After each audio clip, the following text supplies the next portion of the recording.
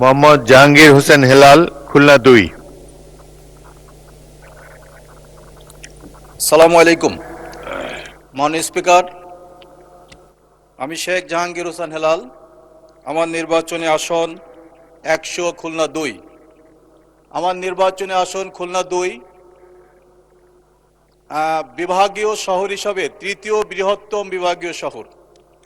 এই শহরের অনেক বিষয়গুলো গুরুত্বপূর্ণ, জনগুরুত্বপূর্ণ বিষয়ের অবকাঠামোগত অনেক বিষয় আছে। তার মধ্যে অন্যতম হচ্ছে যে বিষয়টি এখন জনগণের চলাচলের জন্য যে রাস্তা, সেই রাস্তার ক্ষেত্রে আমরা যেটা লক্ষ্য করেছি, এই বিভাগীয় শহরের প্রবেশদ্বার পূর্ব এবং পশ্চিম প্রান্তে যেমন রূপসা ব্রিজ, যেটা খানজান আলী সেতু নামে খ্যাত, এই ব্রিজের গোড়া থেকে রূপসা পর্যন্ত এই রাস্তা যেরকম তার মৃত্যু এত খারাপ যে মৃত্যুফাত খানাখন্দকে পরিপূর্ণ। একইভাবে আরেকটি প্রবেশদ্বার যেটা আজকে দৃষ্টি আকর্ষণের বিষয়, সেটা হলো পশ্চিম দক্ষিণ প্রান্ত থেকে সেখানে একটি নির্মাণাধীন গল্লামারি ব্রিজ নামে খ্যাত এই ব্রিজটি 68.7 মিটার মাত্র, যেটা 25 সালে নির্মাণ কাজ শেষ হওয়ার কথা।